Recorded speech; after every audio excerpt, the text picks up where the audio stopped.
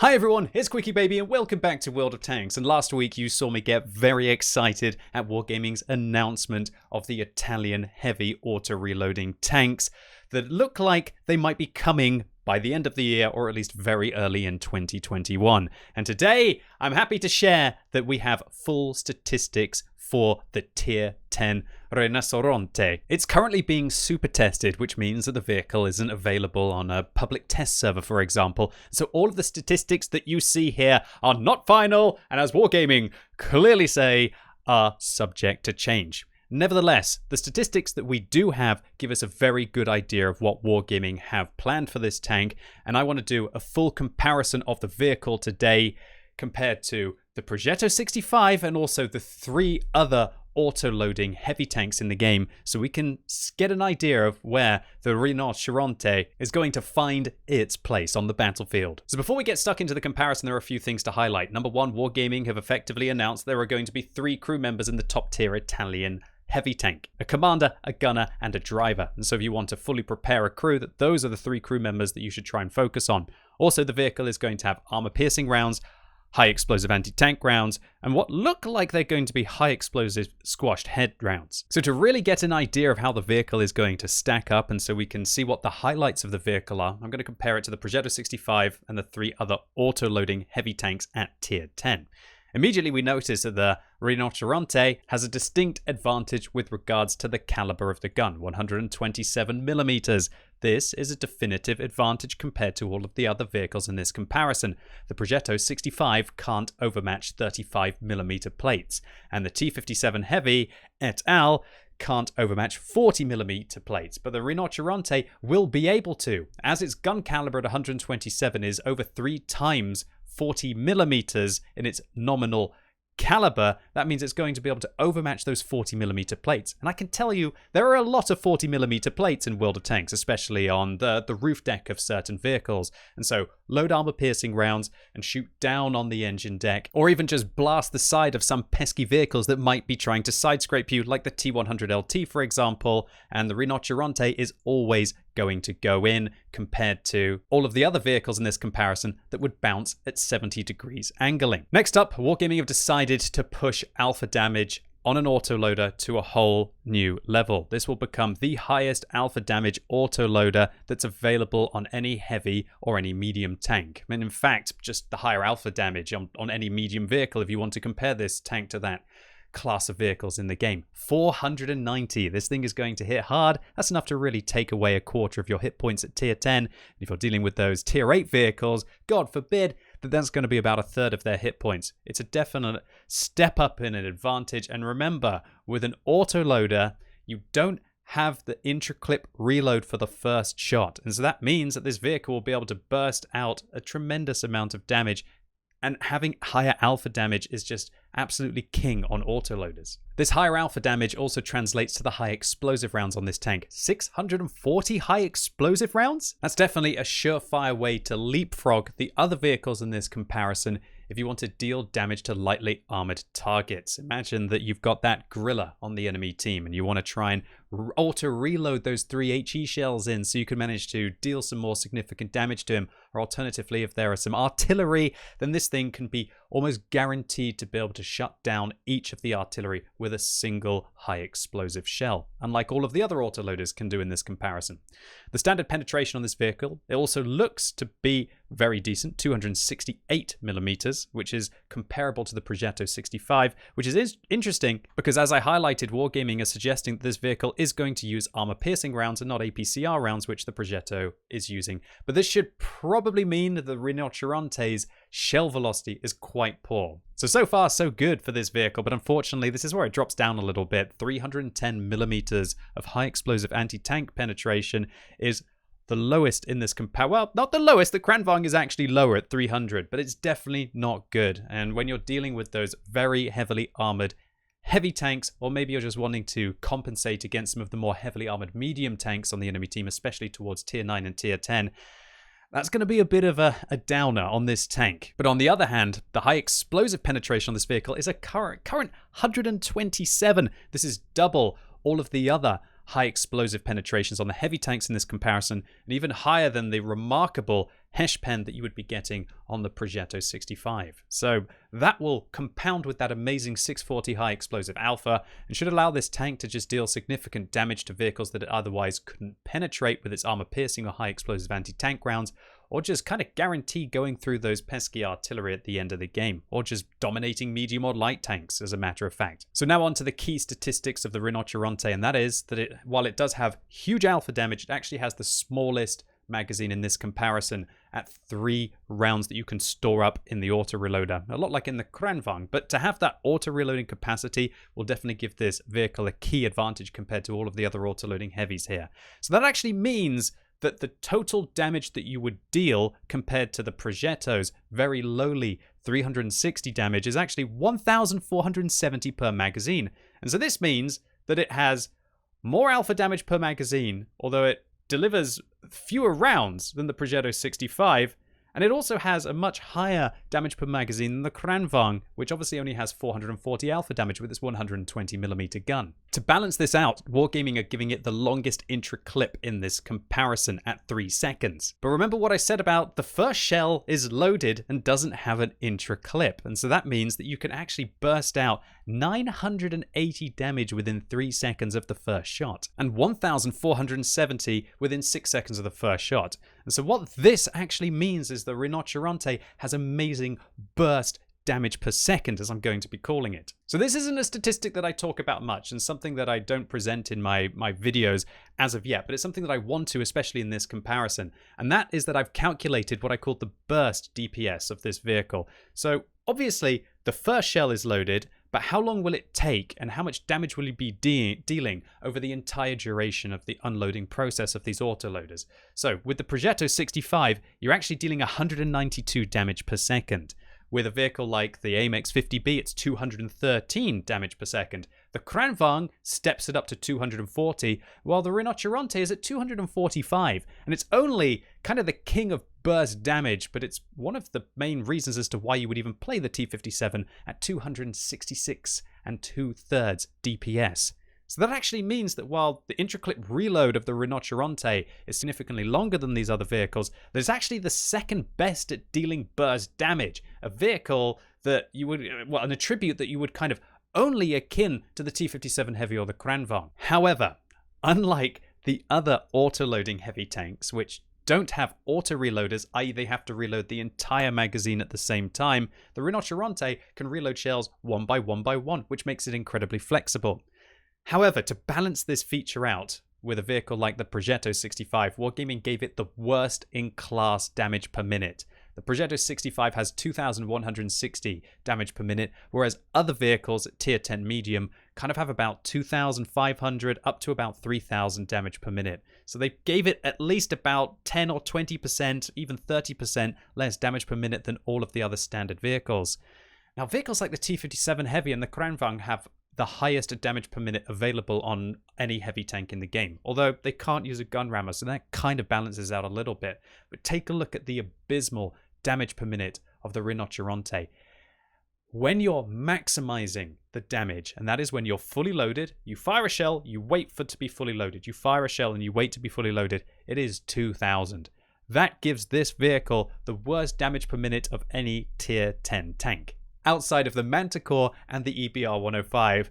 But yeah, that's really not some very good competition. And as the Rinoceronte is most likely not going to be able to use a gun rammer, just like the Progetto and all of the other auto-reloaders in the game, this kind of puts it at a significant disadvantage when it's bursted out that damage, that it's going to have a significant reload. Now, as you unload more rounds in an auto-reloader, unless it's Soviet, of course, then you are going to lower the damage per minute that the vehicle is going to be able to achieve. And that's because the reloads get longer and longer and longer for every shell that's fired. For the Rinoceronte, it will actually take you 20 seconds to load if the magazine is completely dry. And so while this means that the last shell damage per minute of this vehicle is not quite as bad as the Progetto 65, if you're firing this magazine while it's dry and then just reloading and firing and reloading and firing, you have an absolute abysmal damage per minute of 1,470. That would be bad for a tier 8 tank, let alone a tier 8 heavy. So this really is, I guess, what Wargaming are going for, the balancing feature of the Rinoceronte, that it's going to be able to go in and sure, it's going to be able to deliver that damage quickly, but then it's going to be very vulnerable, a lot like with the T77 Premium that went into the game recently. So now that we've fully assessed the firepower possibilities that we'll be getting with this Italian auto-reloading heavy tank, firepower doesn't really mean anything if you don't have the gun handling to be able to use it. And wow, it looks like Wargaming are really going to town with this tank because they want to give it the best accuracy in this comparison at 0.33. That is phenomenal. That is going to mean that the Rinoceronte is going to be very accurate at sniping those weak points at short to mid ranges, and just very accurate at sniping at decent distances as well. This is compounded by the fact that it also has the best aim time that I've seen on any heavy tank at 1.5 seconds. In fact, I just have to triple check this to make sure that I'm not making a mistake. And yes, there it is, 1.5 seconds aim time. But remember, characteristics are not final. But if it does stay like that, this thing will have some of the best gun handling you will ever get on any vehicle in World of Tanks. Of course, we'll have to see what the dispersion values are going to be for the tank before I can really conclude a statement like that. So the depression, 10 degrees on this vehicle, fantastic. That's going to mean that you can work a ridge line. Oh man, this is starting to look like a vehicle that I am incredibly interested in. And unlike all of the other autoloaders in this comparison, its elevation at least isn't terrible. 15 degrees means that if you get on a slope, that you're going to be a lot more like a heavy tank rather than a vulnerable auto-reloader, or should I say auto-loader. On the other hand, the turret traverse of this vehicle is worst in class at 25 degrees a second, which might mean that you want to use one of Wargaming's new rotation devices on this vehicle to try and bump it up a notch, especially considering that this vehicle looks like it's only going to have good frontal turret armor and not good side turret armor, and you want to definitely keep your gun facing towards your opponents as much as you possibly can to maximize that. All right, so now let's move on to the mobility of the Rinoceronte. It has 770 horsepower, giving this vehicle a great power to weight ratio of 17.2, so it won't be slow like the T57 Heavy. It won't be quite as fast as the Progetto 65 or the Kranvang, but again, we're going to need ground resistances before we can make the absolute direct comparison. But all you really need to know is it looks like it has enough power to weight to be able to get places, although it does have the worst hull traverse in this comparison at 28 a lot with the turret traverse. So yeah, maybe a rotation device might be able to mitigate that. And considering that you can't use a gun rammer on this vehicle, maybe that's going to be the way forward for the tank. All right, so now let's take a look at the top speed limit of this vehicle, 50 kilometers an hour. That makes it not the fastest vehicle in this comparison. The Kranvang's faster, the 50B is faster, the Progetto 65 is faster, but at least it's not really slow like the T57 Heavy. This is a very good value, but it's not an incredibly good value for the vehicle, and it will definitely hold the tank back from competing for those incredibly early aggressive positions that the medium tanks truly love. But good. I don't know about you, but I'm fed up of the game getting faster and faster and faster recently, even though I really love playing my fast tanks. When all of the tanks are fast, none of the tanks are fast, and some of the tanks feel incredibly slow. Still, 50 kilometers an hour doesn't mean that this thing is a slouch, and it will be able to get into position faster than pretty much all of the other heavy tanks in the game will achieve. And considering once again how flexible this vehicle is with that burst damage, yeah, this thing will be an absolute terror to meet for those early aggressive locations. The reverse speed on the vehicle is unremarkable at 18, but for a heavy tank that's still pretty good. And unlike the T57 Heavy with its abysmal 12 kilometers an hour, you'll be able to pull back over that ridge line before you probably get clapped a few times. So now let's move on to the armor of the vehicle, something that usually makes or breaks a heavy tank in World of Tanks. Now the vehicle has 135 millimeters of frontal hull armor. That is only outdone by the T57 Heavy and the AMX 50B. But remember, the T57 Heavy has a really big bowing front and a very weak lower plate. And the 50B, well, you'd have to be an idiot to shoot at the 50B's lower plate because, of course, it does have an incredibly weak turret. The side armor on this tank is actually 75, which means that you should be able to side scrape very well in this tank. Unlike the 50B or the Progetto, where you are going to get overmatched by 121mm caliber guns, or in the 50B's case, 91mm caliber guns. Definitely can't side scrape in that tank. That's got to be your all-in engage burster. So now let's take a look at the turret armor of this vehicle. 190mm of frontal turret armor. That trumps the Progetto 65, smashes the T57 Heavy, and demolishes the AMX 50B. And considering how good the Kranvang's turret is with its 225, that really makes me think just how good the cheeks of the Rinoceronte are going to be. You know, in the video last week that I didn't really know just how good they were going to be? Well, I'd be very surprised if Wargaming didn't make this 190 millimeters of turret armor, and considering the angle and the way that it looks like the gun moves independently to the turret, if you're using your gun depression, unlike the Kranvang, where its turret is actually locked to the gun and its turret oscillates up and down, that will mean that the effective armor of the Rinoceronte is going to be absolutely incredible if you are using the 10 degrees of gun depression that the tank has. And so that should make this probably one of the most heavily armored tanks with regards to its hull down capacity, as long as you are hiding what looks to be a really bad lower plate on this tank. But once again, to be able to see that the side armor is going to be so impressive on this vehicle at 75, oh, I'm getting really excited about this tank. Kind of looks like it's going to be a tech tree chieftain-y kind of thing with an autoreloader. But once again, we're just going to have to wait and see for the final statistics. A passing mention should be made to the hit points of the vehicle, 2,150, which is the second most healthy tank in this comparison. But one of the worst things about the tank is, just like the Kranvang, it only has 390 meters base view range. And so what that means is that you are probably going to have to use coated optics on this tank, or at least vents, with a lot of very good crew skills, or you're going to find it incredibly hard to be able to spot your opponents at decent distances. And remember, because it's a heavy tank, while we don't know what its camouflage is currently, what we do know is that heavy tanks usually have very bad camouflage compared to mediums, especially so when they're moving. And what that means is the Rinoceronte, while it might be able to try and get into position, and while it might have good turret armor if it manages to get there, will it be outspotted moving into position? And also, will it be able to spot its opponents while it is getting there? So there are definitely some downsides to this vehicle, but all in all, it looks strong within most regards. And I can imagine this being a really good tank for a free-to-play player who wants to have high alpha damage, good standard pen, have a bit of burst, and also have consistency in that gun so you're not wasting those shells. All in all, I am incredibly excited for this vehicle. It definitely looks like my playstyle. I love my hull down vehicles, things where I can just focus my frontal armor towards my opponents, and I can use autoloaders to be able to outplay them. There are some things that I'm incredibly worried about with this vehicle, however, that gold pen, the abysmal damage per minute, the fact that it gets worse.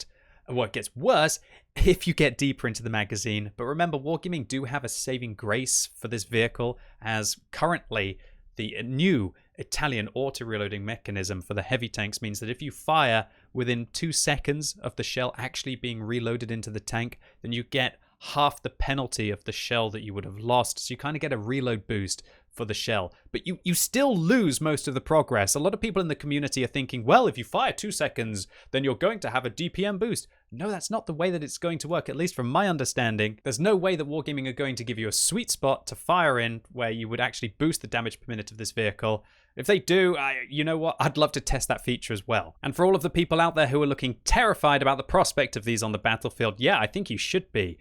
However, we don't know about any weak points the vehicle might have. We might find that you can splash high explosive rounds on the gun, for example, to deal significant damage where you don't have to shoot the cheeks of the vehicle. We might find that it has a weak point on top of the tank as well. We might find that when it tries to side scrape that it has some kind of big weak point on the upper hull, or maybe it has an issue with this kind of Boeing front hull as well. All we can do is guess with regards to the armor loadout, but one thing that we certainly don't have to guess about is just how bad that damage per minute is. And so if you fight one of these on the battlefield, I know it ain't going to be pretty to have the prospect of 490 alpha damage shells, but if you can team up with someone or maybe even try to get to bounce them a couple of times, you are going to just absolutely obliterate them with double their damage per minute, and you will win the race. If you can weather the storm, get this thing unloaded, and then hopefully either take it down yourself or tag team it with an ally.